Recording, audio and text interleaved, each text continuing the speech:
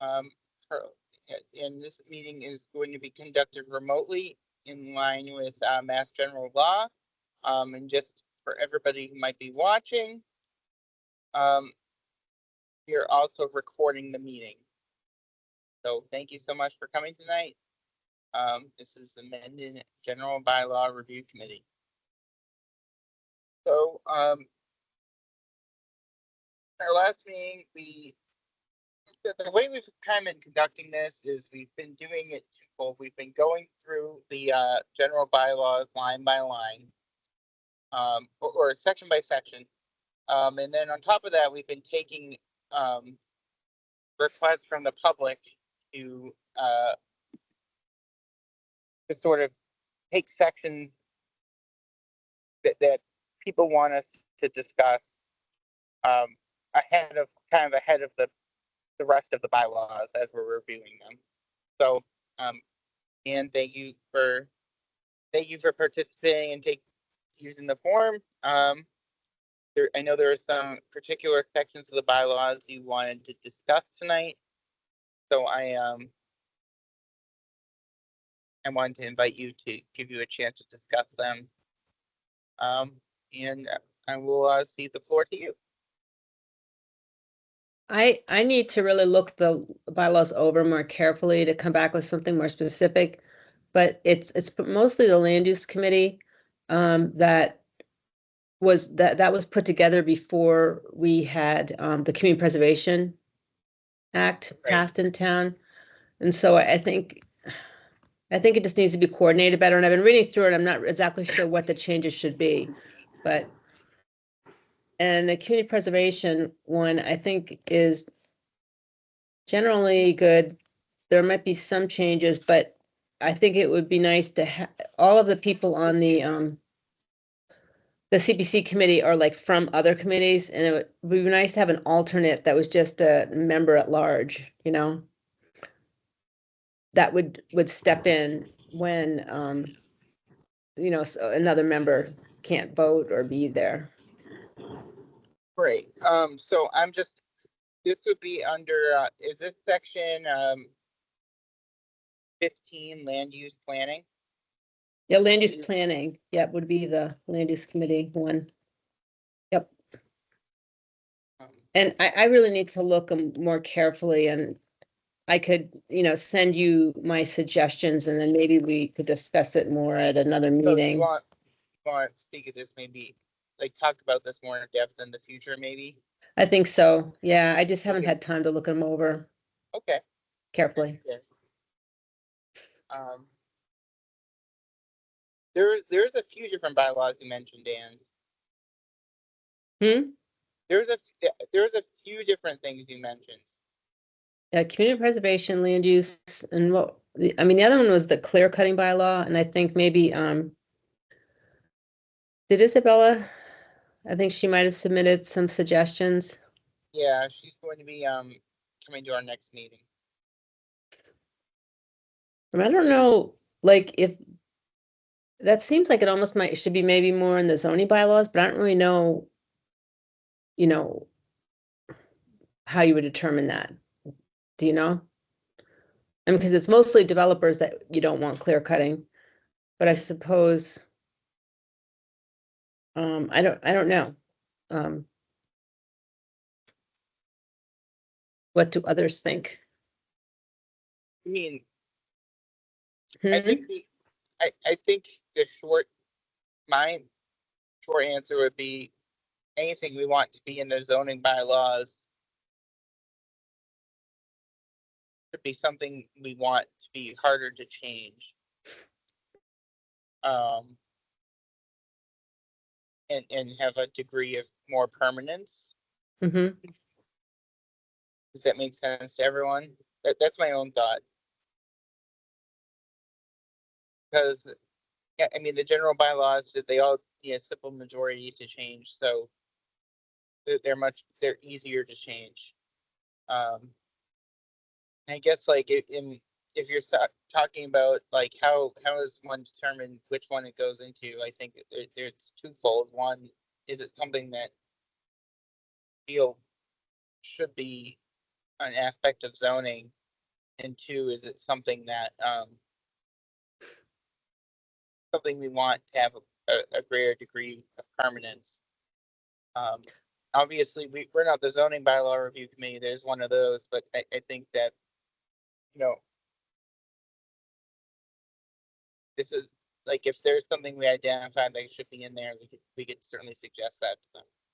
Yeah, I'm on the zoning bylaw review committee, so I could bring up the clear cutting. I'm thinking the clear cutting would be more appropriate for the zoning because the people that you want to hear what the regulation might be are the people that are going to be building a subdivision or something like that. Or so it would be good for the planning board to, you know, understand the bylaw. But I can also ask Jack Hunter. Okay. Does anyone have any thoughts on any of the things on the clearing bylaw, especially, but the land use or tree preservation?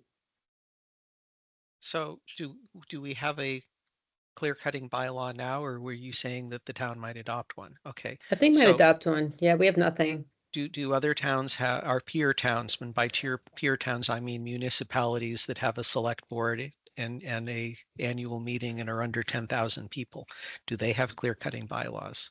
I think so. I have to So go back. So that Mhm. would be a good starting place. It's the same way I went and looked at noise ordinances. So the what I would look at is to say, okay, here's a list of different things that different towns have in their clear cutting bylaws, and then we'd be able to say which ones are appropriate for Mendon. Then we go and have a meeting open to the public where we get members of the public and hope that some developers give us their input on what's appropriate and what's not appropriate. Mhm. The question is, would a clear cutting bylaw apply anytime other than building? For example, I've got 12 acres. If I went in and hired someone to come in and do clear cutting outside of a wetlands or any other area that any town board would normally have jurisdiction for, would that prevent me? I don't know. I want to read other bylaws, Okay, you know. because I'm sort of against a public taking where all of a sudden someone's coming in and saying, I can't do with my land what it's currently zoned to do. Mhm. Yeah, I mean, my thinking is more like in subdivisions where they just clear cut everything, where they could be leaving some trees up and being more careful. But I just need to look at other bylaws. Okay, Yeah, bylaws are not the most interesting thing to be reviewing and reading, so it's fascinating. That's why yeah. we're all on this committee. The other one that I had mentioned is that earth removal bylaw, because it seems like it's, I don't know, so long and kind of hard to understand, but that seems to me also that should be in a zoning bylaw because it's again, people that are building. There's nobody, it was originally put in there by a select board member because of across from the drive-in, all that land was just scraped and literally nothing grew for 15, 20 years, you know, and so it was to prevent that kind of thing from happening again. But it nobody knows it's there, you know. Well, so it kind of seems like it should be a zoning bylaw. What do you think? It would fall into the same kind of thing as the clear cutting bylaw. Which I kind of feel like would be a zoning bylaw. Exactly. So I'd say Hmm. if planning board, zoning board of appeals, and us all come to a meeting of the minds, it would apply to both of them. I Oh, guess both of them. my question is, do we have a clear definition of what should be in the zoning bylaws rather than the general bylaws? Like, I know this is something that has to do with builder, right? But is, we have like a clear definition of what elements a zoning bylaw should have as opposed to a general bylaw. We do? What was that? You say we do have a clear? No, I'm asking if we Oh. do. I don't know. Because I can ask Jack Hunter about both of those bylaws if he thinks they would be more appropriate in the zoning. And it might, this clear cutting, I mean, the earth removal one, I have a feeling is in the town bylaws because they wanted it to pass and get it in somewhere, you know? And this was like a long time ago. Yes, one of the things Dan Byer pointed out is that the way things have been dumped in is either a bylaw or a special provision to Chapter 11 is kind of higgledy-piggledy, and it'd be really nice if we figured out where things should go. Mm-hmm. On the other hand, I don't want to go to a town meeting and say, here's this massive thing where we're going to shuffle everything around. We want to do it on an incremental basis. Yeah. yeah, I mean, yeah, I guess it would be nice if we had the sort of like series of definitions of what would make something more applicable as a zoning bylaw than a general bylaw. Yeah, looking at this, what's on the screen now, water protection sounds like zoning. Hazardous materials sounds like Board of Health. Community Preservation Act. Why is that a top, is that something that should be a top level bylaw? Yeah, Wetlands, I mean, I think creating a committee is like a good general bylaw because like someone building doesn't really need to know about the Community Preservation Act or like right. the Land Use Committee or, you know, any of that. Or it is tied to an existing committee, the Wetlands Protection Bylaw, CONCOM, Right to Farm Bylaw, Agriculture Commission, Agriculture Committee, Historic District, we have a Historic Commission. So all those make sense to Mhm. be top level. I mean, the short answer is something's, as of right now, something's a general bylaw if it's put on the town meeting warrant to change the general bylaws and a simple majority votes it in. You know, that's kind of like we haven't decided like I don't believe the zoning bylaws have definitions at the beginning as to which should be which, right? Mhm. And I know like these things might sound like they have elements that might be more appropriate for zoning. But I'm big on definitions and metrics and how we approach these things. I think should be from the point of view of, you know, let's decide on a kind of rubric that we can use to apply to everything. And then using that rubric, go through and see, okay, this would meet this definition, this would meet this definition, this would meet this definition. Does that make sense? Yeah, I don't know though if there's a legal definition of what a town bylaw is versus a zoning bylaw, but if we knew that, that might be, you know, good information to put in the rubric. Yeah, I don't know that there is as much I don't know that there is a legal definition beyond one needs a 2/3 majority and one needs a simple majority. But that's something to look into for sure. Also, if some of these bylaws are kept in the general bylaws, what we could do is have them referenced in the zoning bylaw, you know, saying to developers or, you know, someone doing a subdivision, you know, refer to earth removal bylaw or the, you know, clear cutting, something like that. If this is the direction we go, I do think we should take great care to mirror them as well, you know. Yeah, I would say just refer to the general bylaws. I wouldn't, you know, write them in the zoning bylaws, but So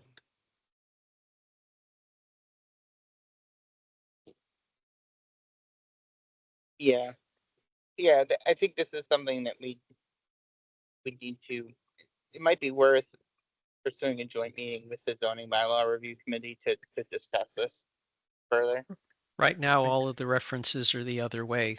Basically, anytime the Yeah, zoning bylaw is mentioned, we don't supersede anything in there, meaning the majority vote article doesn't supersede the supermajority article. right. Meaning that like if in the zoning bylaws you added refer to the earth removal bylaw, that they wouldn't have to because. Well, in this document, it's all one way.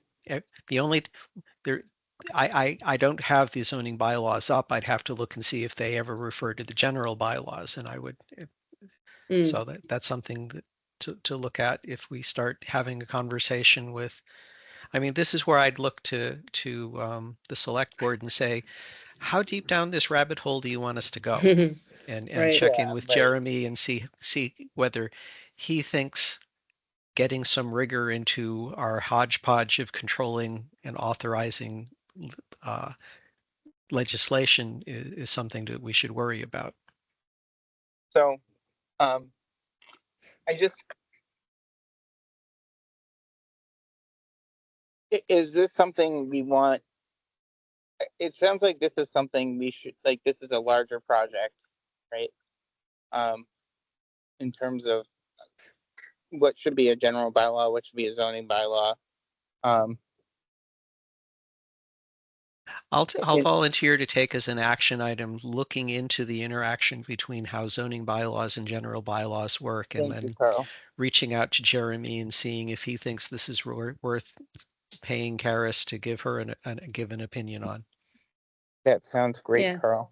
Yeah, and just having an understanding of like, why are they separated? What is the reason that we have two different bylaws? Yeah, I figure I'll go down a historical rabbit hole and find out the Massachusetts General Court did the following things, and then the town in 1963 decided to do this, and then things like that. Yeah, because I mean, Mendon didn't used to have zoning. As numerous people have told me. And it'd be interesting to know like which was decided to go where, right? Because you could make arguments for both, right? On just about anything. I mean, there's certain things you clear cut, like, hey, the table of uses that doesn't belong in the general bylaws, right? But something like authorizing certain like penalties or enforcement mechanisms, that's something that could be either.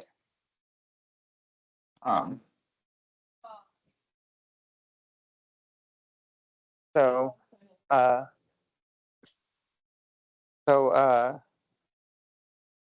and I know you said you wanted to look at the other bylaws you mentioned more and come back to a future meeting. Do you want to reach out when you're ready and we can get you on the Sure. schedule in the future? Sure. The other bylaw, I think when Christina said that she would be willing to kind of look at this one, is the scenic roads bylaw. It'd be nice to strengthen that. Yeah, I had talked to Dan about that probably, I'd say almost a year ago now when that conversation sort of started prior to this committee. But yes, I can definitely revisit that. That'd be And great. specifically cutting trees along scenic roads. It's like cutting trees of a certain size, and then like stone walls. Those are the two big things that they're, and any historical markers, that type of thing. Yeah, I can look into editing what we have now. Okay. Action, Right. Christine, review scenic bylaws language, scenic roads bylaws language. Okay. So I will come back with more specific information on the, where the earth removal and the clear cutting bylaws might be more appropriate, and specifics on the land use and then the community preservation bylaws. So action and review bylaws, prepare language, and schedule a meeting with our chair. Sounds good. Perfect. You'll be getting an email in the next day or two with your action item and everybody Okay, else's. that's great. Thank you. All right. Thank you so much for coming. I hope your new year was wonderful. It was actually. Yours too. Yeah. Another year. All right. I will see you later. All right. Thank you, Thanks Ann. for coming. Thanks. Bye-bye. All right. So Dave Kersey is not present tonight. Ann said it might be because he is sick. I know we wanted to discuss the noise ordinance with him present. Do we want to Yes. push it off to another meeting? I would recommend that, yes. Yeah. We also skipped the roll call. We should do that as a Oh, part of yes. officially starting the meeting. Yes, yes. Roll call, Tom Morelli, Chair. Carl Hummel, Vice Chair. Christina Campbell. Joanne Lamoth. All right, thank you all. All right, so I'm going to table the discussion of the noise ordinance, and then we're going to move on to our the sections we had slated for review tonight. Give me 1 second. Actually, on my phone, so I'm flipping back and forth between the general bylaws and the agenda, so I apologize. I have the advantage of a 2-screen setup. Yeah, I usually have that, but I'm mobile at the moment, so Yep, I figured from the sound quality. yeah, and I apologize for that. But all right, so chapter 4. I know, Carl, you had some thoughts. Yep. This is also a comment that Jeremy made, an observation he made when I had a chat with him earlier this year, that it is reasonable that the Finance Committee is looking at, it has the ability to review the financial purchases and decisions and accounting of other departments. But the second sentence where it says the town, it makes it sound like the FinCom has a hunting license at any time. They can go and figure out what other committees are doing and then report back on something to the select board. It would be nice if Jason was here because I'd like to get, our select board liaison's opinion as to whether the select board really wants to be able to delegate that kind of investigation or not. So I guess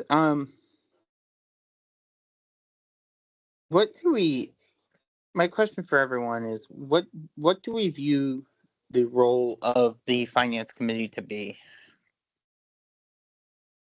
I think it's pretty well defined in the first part of it. So let me Right. click on, here we go, make it bigger. So it appoints the commission, and they are just like us.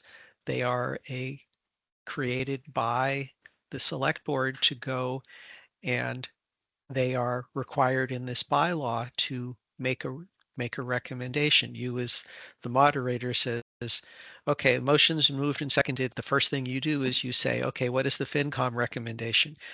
This particular language requires them to do so, and it requires them to have had a public hearing where they discuss these things.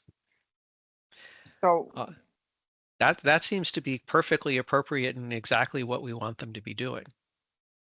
It delegates away from a select board meeting the 40 hours of discussion about all of the individual warrant articles. I view them. But the reason they make recommendations separate from the select board's recommendation is because I see them almost as acting as a check.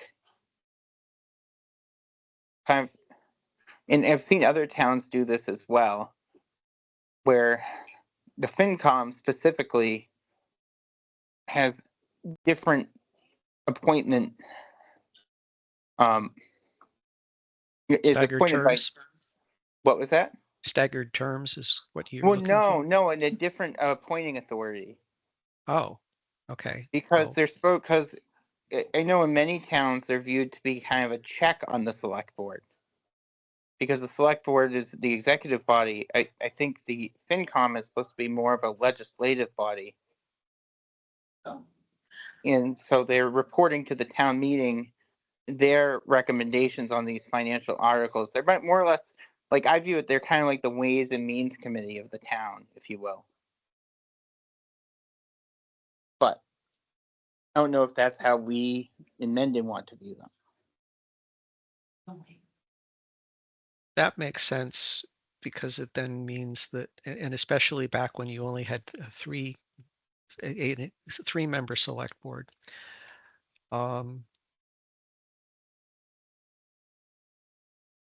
The problem that I see is that the select board is appointed by the FinCom and not elected. So they serve at the discretion of the FinCom.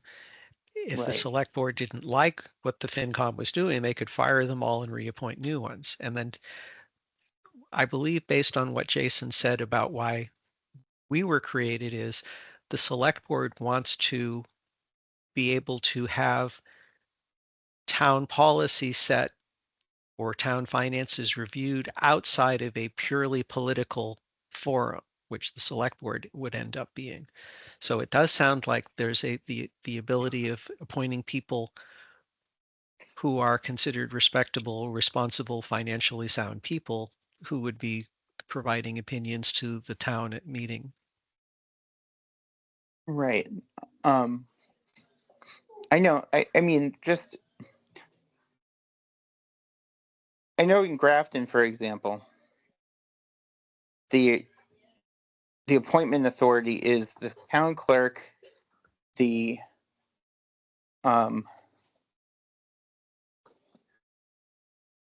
moderator, and the FinCom member whose term is expiring last. Oh, a self-perpetuating oligarchy. So, you know, two elected officials and a member of the board. And I know other towns have similar setup because the FinCom is supposed to be viewed kind of independent of the select board, so they can make recommendations not influenced by them. Now, I'm not saying that that's an issue here. I'm not saying that's something Mendon would want to do. It's just food for thought of how we want to view this body.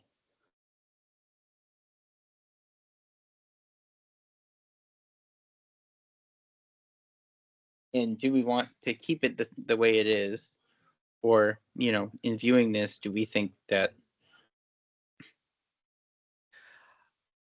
as part of our going through and looking at things, I believe we could do two things. One, reach out to Jeremy and ask him for clarification and make sure that he's willing to go on the record is in terms of the second sentence of section 5.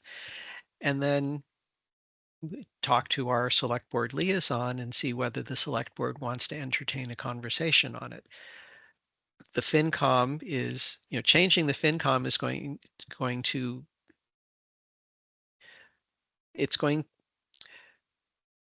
if things are working now, we don't want to change the FinCom. If things aren't working now, then we would need to have a very clear and compelling story to explain how what we would propose would be better than the existing system. So in that case, we'd also want to check with the FinCom members and say, okay, do you think that this is serving your needs? Would better language help you out?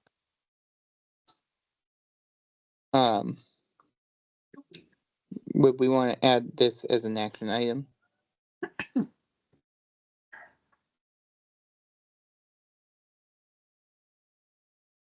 I'll take an action to follow up with Jeremy and see if this is something that he wants us to pursue further. And if so, check in with Jason. That sounds good to me. Is there any other thoughts on this section? Chapter 4 from any other member of the committee? I didn't find anything else. No, I'm fine. Any thoughts on what we just discussed? I mean, I Yeah. don't disagree with it. Yeah, I don't either disagree with it. It's best to get some clarification on whether we want to make some changes or not. Okay. Then that's what we'll do. Okay. Add the table this for now as an action to get some clarification. So chapter 5, contract. Everybody's favorite thing.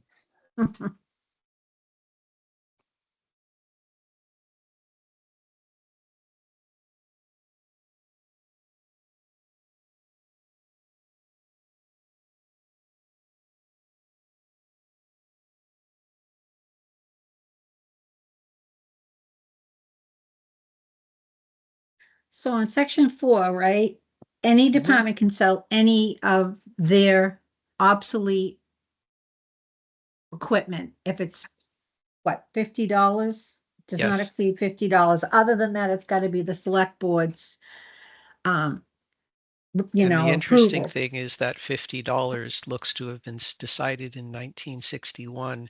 I was going to So say the equivalent would be like $500 or $1,000 nowadays. $1,000. I just have a couple questions on this one.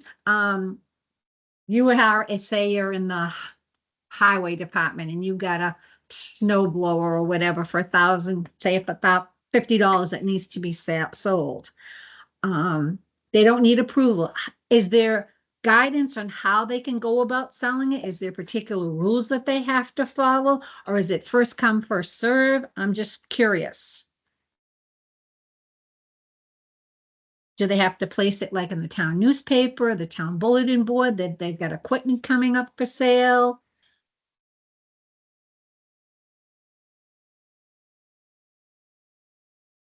I have no idea. So there's no, because it's basically like, and and who determines that it's obsolete? I mean, it Would could be that fully. Oh, go ahead, Tom. Would that be, so I know the town has a designated procurement officer. Would the sale of the proceeds from the sale of town equipment be handled by the procurement officer? Would it go in the general fund or their budget? Yeah, that was my next question. Where do the funds go when it's purchased? Well, I can tell you that it would go in the general fund. Okay. So I would that's just- assume, and you never assume, but I would think at a town meeting, they would say in the past year, we've sold yada, yada, yada, yada equipment for total funds of $1,500. Or is it, no, we never hear about that. Well, I think it would fall to free cash. Okay, it would fall to free cash with the explanation of what's in free cash then, I would assume. Right. And that's part of the annual reports receipts. Okay. Down of receipts. Yeah. But I was just curious as to how it became considered obsolete, and That's an interesting point. That I don't know, but I would think that the procurement officer for the town would determine, like any other contract with or any other purchase. Yeah, Desmond, it's probably Lynn? really likely that it does go through the procurement officer. That's my thought. But I who mean, is that's Mendon's not procurement officer? the town administrator. Oh, so it'd be Jeremy. Yeah. Which is not that's pretty standard practice throughout the Commonwealth. Okay, then I'll volunteer to take this as an action item and follow up with Jeremy at the same meeting I'm doing the other one about, and say, so $50, you know, do you want this changed or whatnot? Should it go up? Should this whole section be deleted and all sales or section 4 be deleted and obsolete disposal must always be done by the select board or procurement officer? And I mean, we might change section 4 to say no, getting rid of stuff has to go through the town admin, go through the procurement officer. And if the town gets large enough, we hire someone to do that. And yeah, that's Yeah. my thought. I think Yeah. it would go to the procurement officer, but Yeah, don't. yeah, that sounds good. I would be interested to find out how often that happens too. Like Yeah. how frequently like items are being sold, you know? Yeah. Or disposed of because there's no Well, value to think of them it- at all. Yeah, like Think if about, that's like a once a year thing or if this happens like, I don't know, more frequently than that. Well, like think of it as even in terms of like building materials, you know, like you patch the roadways and you have all this excess, Right. you know, that's stuff of value that you might be able to sell or might sell, you know.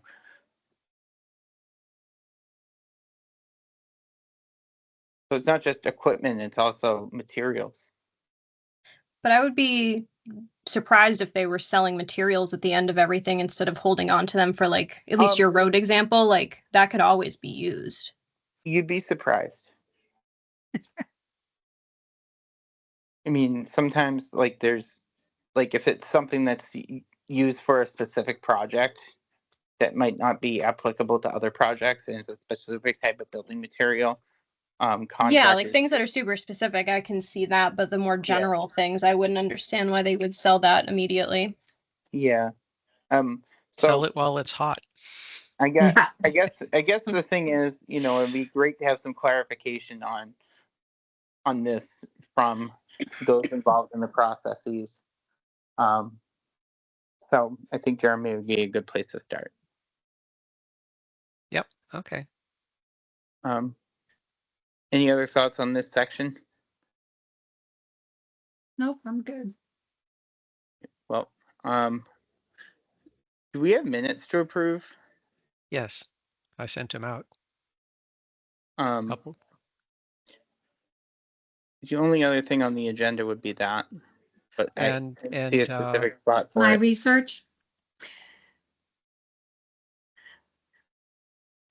I went back Yeah. and the research on the duties of the town officer for section 10. Where no person holding the elected office within the town of Mendon shall be eligible for employment. The one that Dan Byer wanted to completely remove from the bylaw. Right. I went and checked with 10 towns and then and the surrounding towns like Uxbridge, Upton, Whitensville, Bellingham, the whole area. Nobody has anything of this language in their bylaws.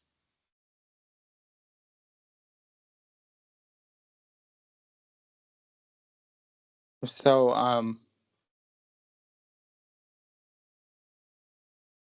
so that's good to know. I'm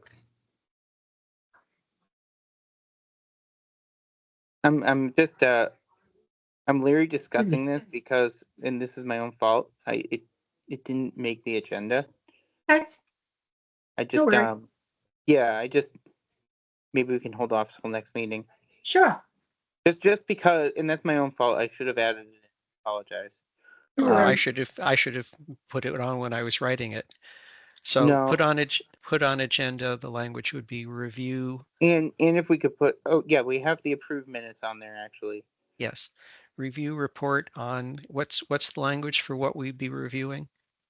It would be chapter 3, section 10. Can we actually do language that just says review open action items? Okay. And then if we can have that as a placeholder on our future agendas. And Well, then the problem with that is I don't list the open action items in the agenda. Unless you want me to start doing that. Why don't we do that? Okay. And that way, if we have something, have an update, like we're covered. You know what I'm saying? Okay. And if we don't have an update, we can say no update, move on, you know? Okay. And that way, like if somebody comes and wants to say, hey, that wasn't on the agenda, that was something important. I wanted to be there for that. You should put that on the agenda. Like we have everything on out in the open. Okay. That makes sense to everyone? Yep. So the other going in, so approve agenda item 3, approve minutes of December 5th, 2024. And I mailed them out and they're on the screen now. Yep. Do we have a motion to accept these, or do people want some more time to review them? No, I motion to approve those minutes. Do I have a I sec- second? I second it. All in favor, say aye with your name. Carl Hummel, yes. Aye. Christina Campbell, yes. Joanne Lamoth, yes. Tom Morelli, yes. Okay. Motion passes. I'll update Minutes the are minutes. I'll update the minutes and get them approved. Thank you. Get them posted, I mean. Thank you. And then beyond that, our next meeting is Oh, January hold on. 20th. Select board placeholder. Did we get any other requests from the select board to review anything? No, we did not. Okay. And then another thing we would do as part of our ongoing review, decide what we're doing next.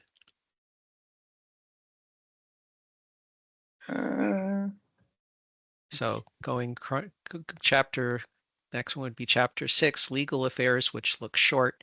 Chapter 7, records, meetings, and reports, which looks short. And chapter 8, streets and highways, which is long. So I think we could look at all 3 of those. Well, okay, so we're gonna have a jam-packed meeting next time, though. Oh, okay, then maybe just 2 short ones and then table them if we're too Let's do busy. the 2 short ones. Let's Okay. put all 3 on the agenda, and Okay. if we end up having more time, we can go to the 3rd one. If we run out of time, we can table it and pick it up again in the next meeting. How's that sound to everyone? That sounds good. Okay. So the next meeting, we're going to have Isabella. We're hopefully going to have Dave Kersey, because I know the noise ordinance is something we really wanted to put at the top of our list. And we're going to be reviewing open action items, and then we're also going to be reviewing the ongoing review for these three sections.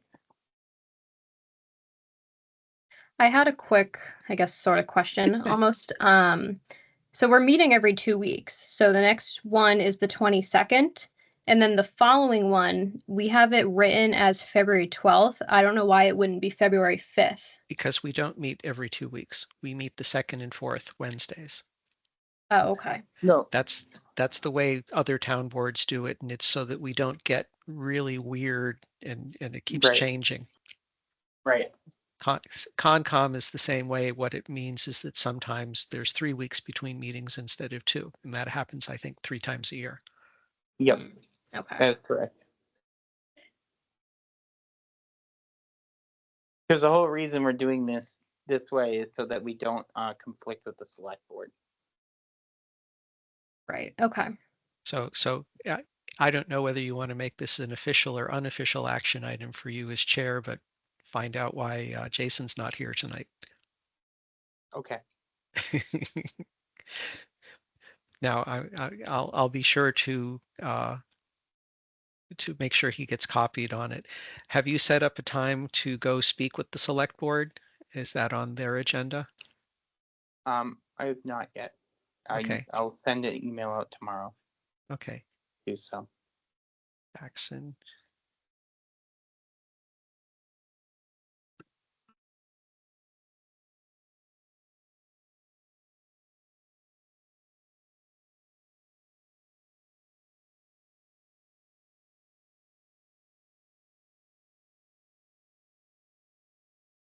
talk to Jason about attendance at our meeting and when chair will meet with select board to discuss our process.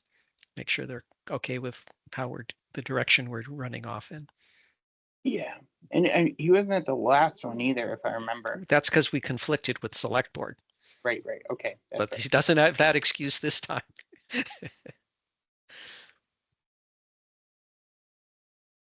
When is Chief Bangma supposed to come to our meeting? What meeting is he set for? Let me bring up I think it was the 1st in February. Okay, I set that up and I set up a timeline with that information on our town website. So I can take a look there, Carl, no worries. Yep.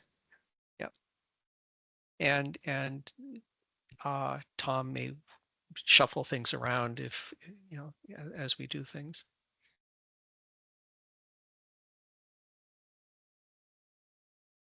All right. If you one or the other of us should ping people Wednesday morning before the meeting to say, oh, by the way, are you still able to make the meeting? Yeah. If you're busy at work, I can take that on. I should be able to do that. In fact, I'm going to be scheduling a Wednesday meeting with Isabella anyway to prepare for the Concom meeting, so I can just make sure that she's ready for coming before us.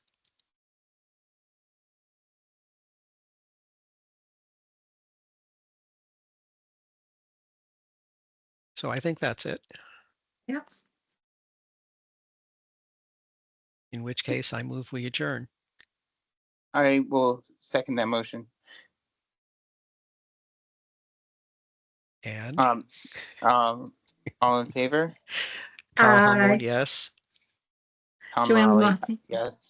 Joanne Christina. Lamothe, yes. Stina Campbell, yes.